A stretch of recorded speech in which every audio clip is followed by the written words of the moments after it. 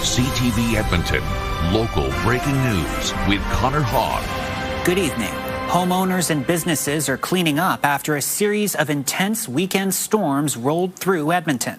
The Insurance Bureau of Canada says there have been hundreds of claims for water, hail, and wind this weekend alone. CTV's Evan Kenny has more. The pouring rain closing city streets. This is what happens in Edmonton, Alberta, when you have a big storm in a matter of 10 minutes. And flooding businesses around Edmonton. It was like a waterfall came in through our building. At the Creative Hive Event Center, water came shooting out of toilets, sinks, and drains like geysers. Honestly, my stomach was like right here because I didn't know what we were walking into. The Hive's team got to work clearing out water, trying to dry all the concrete walls and floors, saving all the drywall they could. Whether or not to go through insurance is a big decision because when you pay deductibles and you have claims against it, then it ups your insurance costs for something that, again, if it was an act of God, wasn't our choice. In the southwest River's Edge neighborhood, there's visible hail damage. The Insurance Bureau of Canada says hundreds of businesses and people around the city are having to choose between paying out of pocket or going through insurance. Remember, there could be water, wind, or hail. We're hearing about a lot of businesses. We know that even a lot of City of Edmonton facilities and businesses have been impacted as well. And as more people submit insurance claims, the premiums of the many are paying for the claims of the few. And when those claims of the few are becoming more and more claims and costlier, that puts pressure on people's premiums. Now that the shock has worn off, the Hive's owners say they're lucky this is a concrete building and they won't have to close. That was CTV's Evan Kenny. At the TELUS World of Science, most of the main floor was flooded and the building was evacuated. It's closed until further notice. The city says pools at both the Coronation Rec Centre and Grand Trunk Fitness Centre are shut down. Boat launches along the river remain closed. Eco Station hours have been extended to help people dispose of fallen tree debris. A portion of road on Edmonton's north side is closed indefinitely as the city deals with a sinkhole. The road is blocked off at 107th Street and 130th Avenue in the Lauderdale neighborhood. EPCOR says it first responded to the sinkhole on Saturday. It says the hole has grown in size since, and it's monitoring the situation. Workers at the scene say it's about 35 feet deep. EPCOR says this week it will repair an underground pipe that carries water to the Gold Bar wastewater treatment plant. It says water service in the area will be maintained. EPCOR says the road will reopen once its work is complete, but doesn't have a timeline. A pedestrian detour is in place. This year, Alberta has already seen the most tornadoes on record in at least a decade. CTV's Miriam Valdez-Carletti has more on what's driving the intense twister activity. The ferocity of a tornado is something to behold, a thrill Jason Whiting wanted to experience in person over the weekend. Tornadoes are such a phenomenon. You don't see them very often. Never know what you might find, so I headed out and went up the road to see what I could find. He found this tornado by Tullabee Lake on Saturday and captured the whirling moment. Seeing it from that perspective was kind of pretty unique and really lucky to see that. As we get deeper into the summer, we're also right in the middle of tornado season in Alberta. The season is June, July, August for the most part in the prairies, with a peak in July. So tornadoes are kind of a regular occurrence. The Northern Tornado Project says we're seeing more activity than usual. Alberta has seen 24 tornadoes so far this year, blowing away the totals for the last 7 years. We're only halfway through the season, and in Alberta, we'll probably see more tornadoes. One of the biggest factors is the heavy rain we've been seeing since June. The weather patterns seem to be stuck in place, and we keep getting the storms developing again and again over various parts of the prairies. And some of these are really high-end storm environments. It's been just astonishing to see those weather patterns set up over and over again. Environment Canada says that's giving the right ingredients for the perfect storm. You need lots of moisture, heat, You need some lifting mechanism, so some cold front or a trough coming through. You also need some changing winds with height. Tornadoes can be dangerous, no matter the size. Even the weakest tornadoes can, if you just happen to be at the wrong place at the wrong time, can be deadly. If you find yourself at risk of a tornado, it's advised to find stable, solid cover, like a basement, to stay safe. Miriam Valdez-Carletti, CTV News, Edmonton. A man has been arrested after a 23-year-old woman died. Police found her unresponsive Thursday night in a home in the southeast neighborhood of Silverberry. She died yesterday in hospital. A man is in custody and police say there are no other suspects. EPS says an autopsy on the woman's body will take place tomorrow. It's a new era of online gambling in Alberta. 22 gambling platforms have signed up to operate through the new regulated iGaming marketplace that launched at midnight. The province says protecting players is the priority over profit, while critics warn those safeguards can have long odds. CTV's Jeremy Thompson reports. Alberta's regulated iGaming market is now live. Minister Dale Nally says Albertans already gamble online, but only about 30% were doing it legally through Play Alberta. Now, private companies can get in on the action through the iGaming marketplace regulated by the AGLC. Our focus has been clear. Protect Albertans, especially young people. In order to operate in Alberta, platforms must offer users responsible gaming tools and intervene when they notice problematic gambling behavior. DraftKings is one of 22 platforms now operating here. And already had our first few bets come in at 12:02 a.m. Paul Lieberman believes Alberta has struck the right balance between being business-friendly and protecting users, like offering a self-exclusion option for people to ban themselves from betting apps and casinos. They're also not allowed to target children with ads. What are the shows that we're putting our advertising on, for digital marketing, making sure that we have the appropriate restrictions on age. The age gating is not sufficient. This gambling researcher says despite having many of the same protections in place, Ontario has seen a problematic rise in gambling addiction and underage betting in the 4 years since it regulated the industry. And so we see an increase amongst youth who are not legal to gamble but are actually engaging in online sites. Online gambling should be fun. It's a form of entertainment, not seen as an opportunity to make money. That said, companies wouldn't come here if they didn't see dollar signs, and Alberta stands to make $76 million a year from taxing online gambling. 1% of that money will be set aside for problem gambling programs and treatments, and another 2% is earmarked for First Nations. For all of those individuals that are struggling, treatment will be free of charge and it'll be paid for by the operators. Government-run Play Alberta will now compete with the private sector for your parlays. Jeremy Thompson, CTV News, Edmonton. A new agreement between Alberta, Ottawa, and 5 oil sands producers is paving the way for the multi-billion-dollar Pathways carbon capture project. The Pathways project was part of the Canada-Alberta Energy Agreement signed last November, which linked emissions reductions to a proposed West Coast oil pipeline. Today's MOU brings in the Oil Sands Alliance, which is made up of 5 of the province's largest oil sands producers. The province says the Pathways project will move 6 million tons of carbon dioxide every year through a transport network from the oil sands to a permanent storage hub in Cold Lake. Ottawa says it will extend investment tax credits for carbon capture equipment until 2035.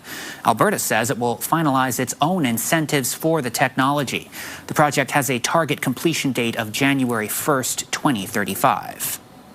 The Calgary Stampede is now over. Nearly 1.5 million people entered its gates, including Prime Minister Mark Carney, who shared a message about unity ahead of Alberta's fall referendum vote. CTV's Jeremy Sharon reports. Flipping pancakes, shaking hands, and forging connections, a textbook political tour for Prime Minister Mark Carney.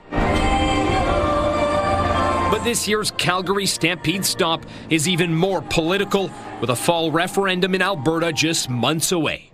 Lead, not leave. I mean, that's the Alberta I know. It's led the country, and with everything coming together at this time, where Canada's poised to help lead the world, Alberta leading Canada, that's what we need. Albertans are set to vote in October on whether they want to stay in the country or hold a binding vote on separation. Here he has an opportunity to champion a vision of federalism that might resonate particularly for those who think that federalism has been unfair or disrespectful. Separatist sentiments and pipeline politics mean the stakes here are high. Albertans want action on their priorities. A little over a week ago, Ottawa and Alberta announced a proposed route for a pipeline to BC's coast has been submitted to the Major Projects Office. I think you have to look at this as a set piece. What's the Prime Minister been up to over the course of a number of months, right? It's presence and pipelines.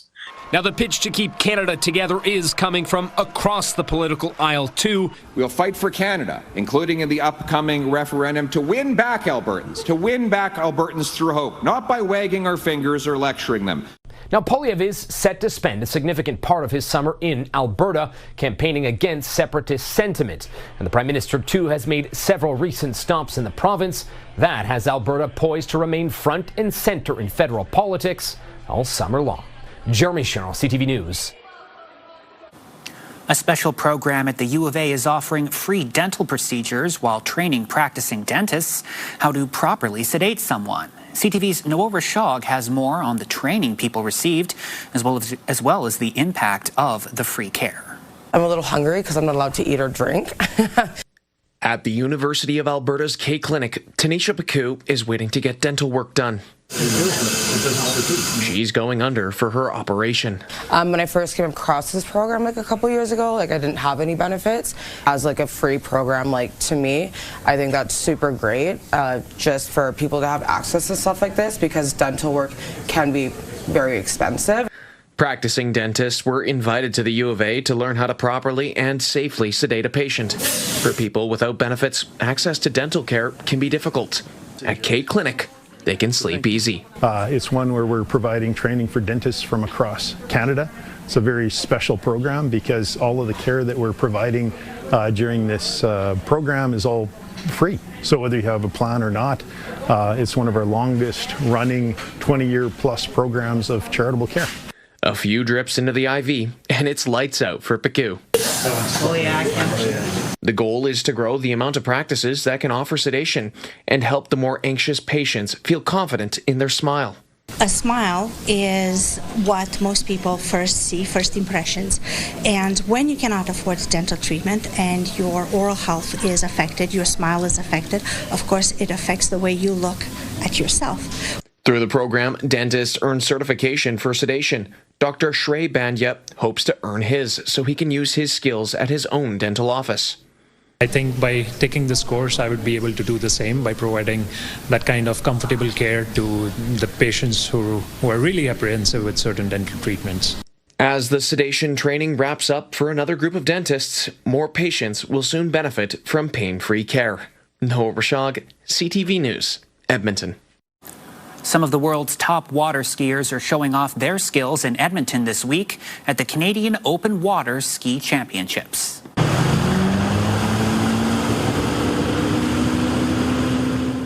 The three-day competition brings together the best skiers from across Canada, the United States, and Europe. There are three divisions, U17, U21, and the Open Division.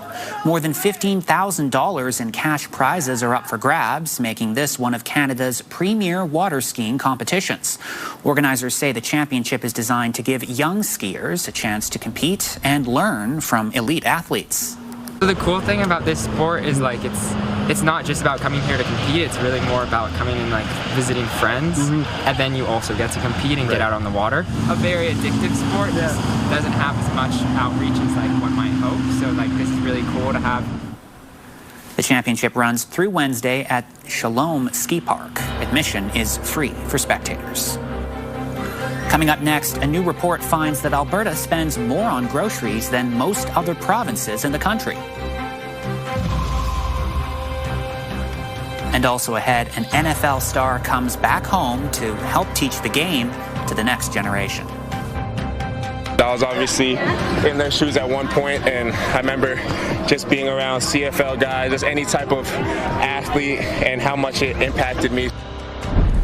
Good evening, folks. Low to mid-20s for daytime highs across most of the province, near 30 across the south. will be up around 30 by the end of the week here in the city, and more thunderstorms in the forecast as well over the next few days. All those details in just a few minutes. Programming brought to you by James H. Brown Injury Lawyers, the heavy hitters of injury law.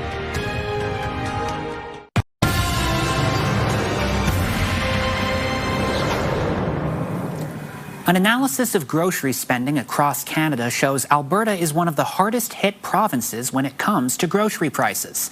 The report is from a financial technology company. CTV's Tyler Barrow has more. Albertans are hurting from grocery costs, and possibly the most in the country. According to fintech company Coho's Grocery Gap report, which analyzed grocery spending trends among 173,000 users, including more than 28,000 Albertans, found people here spend over $50 on each grocery purchase, 18% higher than those in Ontario and 12% higher than British Columbians. Grocery shoppers here feel the pinch. I can budget and I can get coupons and I can wait for the savings, and at this point it's tough to even do that. It really does make you look at the prices. It really does make you make different choices. I don't see why the cost would be higher here in Alberta. The food bank helps over 920 families each day between its two locations. It attributes Albertans' high food costs to produce development happening in BC and Ontario, where they have longer growing seasons. So unfortunately, we're adding that fuel surcharge to our groceries because we're having to bring it in from other places. Demand for the food bank services continues to rise while donations drop. Typically, they have over 4 weeks of inventory. Now, it's just over 2 weeks. Here at Bethany Chapel, people try to do their part, providing hampers for 22 registered families per month.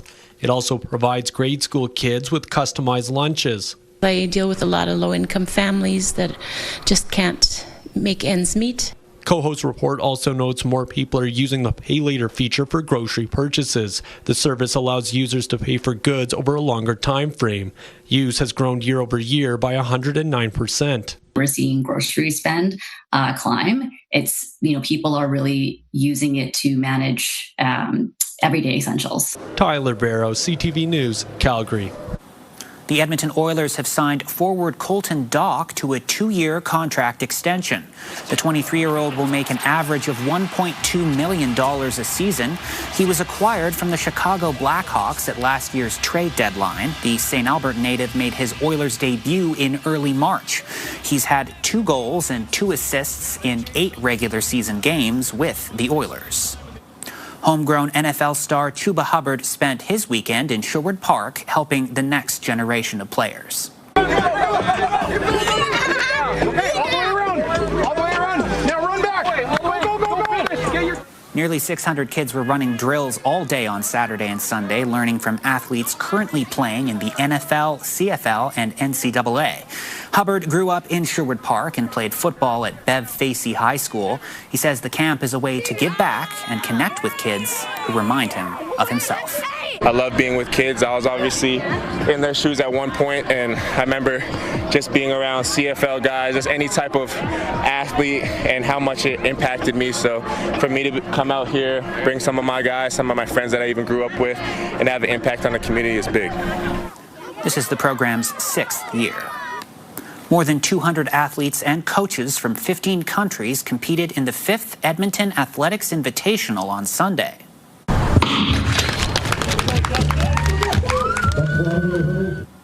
The meet gives athletes the opportunity to earn points as part of the World Athletics Continental Tour Silver.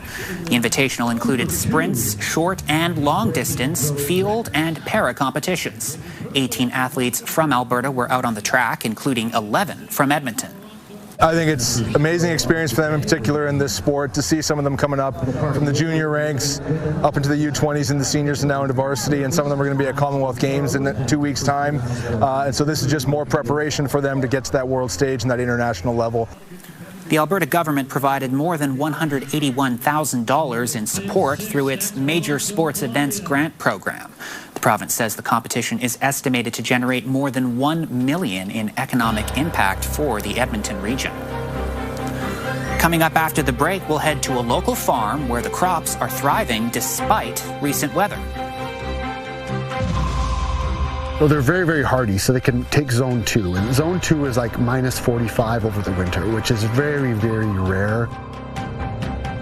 Wake up with us at CTV Your Morning Edmonton for the latest local news, up-to-the-minute weather, traffic updates, and lifestyle entertainment. There's no brighter way to start your day. CTV Your Morning Edmonton, weekdays 6 to 9. Watch live on Crave.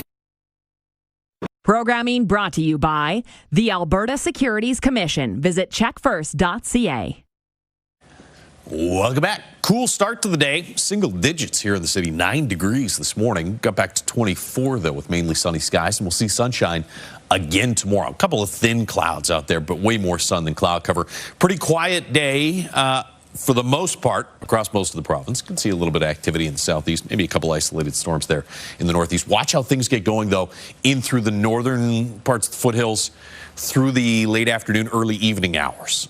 There's a pretty good chance that as these storms move east, they're going to enter into a very favorable environment to turn severe. And so we'll have to keep a close eye on the situation for overnight tomorrow night into the early morning hours of Thursday. It's kind of a nocturnal storm situation. Possibility for some large hail, heavy downpours. Can't rule out the risk of a tornado. We'll see how things play out there through the overnight period. And then for Wednesday, sunny for most of the day. Clouds increasing, though, in the afternoon. Best chance is going to be north of the Edmonton area through the afternoon hours for some showers and thunderstorms, possibly some severe thunderstorms.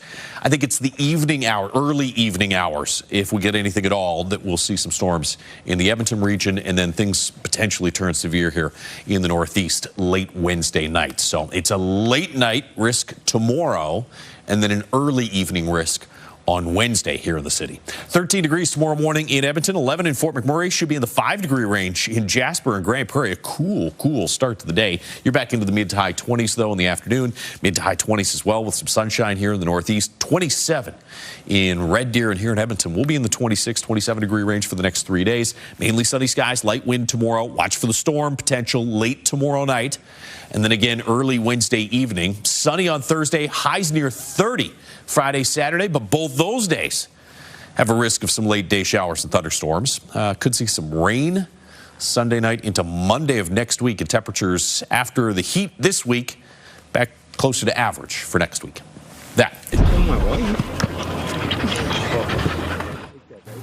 Football fans won't be the only ones filling Commonwealth Stadium this week as the Edmonton Elks host their first ever Dog Days of Summer game. During Friday's home game, fans will be allowed to bring their dogs to the stadium. Organizers say they hope to create a fun, family-friendly environment while highlighting pet adoption. While some farms are struggling with the recent weather, at least one nearby, just outside of Edmonton, is thriving. CTV's Curtis Goodrum explains why. This is Rosie Farms, one of Alberta's biggest Hascap berry producers. And these have been picked through pretty good, but I'll find you guys a couple to... Yeah, these would be a little bit more tart. But... Farm owner Andrew Rosachuk has been growing them since 2005. He was the first in Alberta, now growing 6 varieties. But as you can see as I'm picking it, it's not the easiest one to pick. Each variety has its own unique flavor, allowing for plenty of creativity in the kitchen. They're so diverse for making products off of them. So the intensity of the color is like, you even look at my hands, I just touched the berries and it's turned all pink. Rosie Farms say Hascap berries are becoming more popular as a superfood alternative to other berries. So they're 3 times the antioxidants and 5 times the anti-inflammatories as a blueberry. Plus they're way more vitamin C than a blueberry. Hascaps are native to cold climates like Alberta, allowing the bushes they're grown on to thrive in almost any condition. So they're very, very hardy, so they can take zone 2. And zone 2 is like minus 45 over the winter, which is very, very rare. The best experience you can have with the Hascap is going out and picking it yourself. The U-pick at Rosie Farms has doubled every year since it started. Now they expect 5,000 to 8,000 people to come looking for the perfect pound of Hascaps. Well, they're sort of sweet, but they're tart. They're both. So you get a little bit of both flavors. Yeah. And they're easy to pick. Yeah. For this family, berry picking has become a tradition on their daughter's birthday. They also enjoy a sweet treat. Our favorite is probably the ice cream, but also just the tradition of berry picking. Yeah, family time. Rosachuk hopes more farms look into growing the fruit in the prairies due to its ability to survive almost any weather. So it's really cool that we have the ability to bring in intensive horticulture into a province that's never seen it before. Rosie Farms is open for its U-pick throughout the summer. Curtis Goodrum, CTV News, Sturgeon County. Thanks for watching us tonight. For the latest news anytime, visit our website, ctvnewsedmonton.ca. Thank you for spending your time here. Have a good night.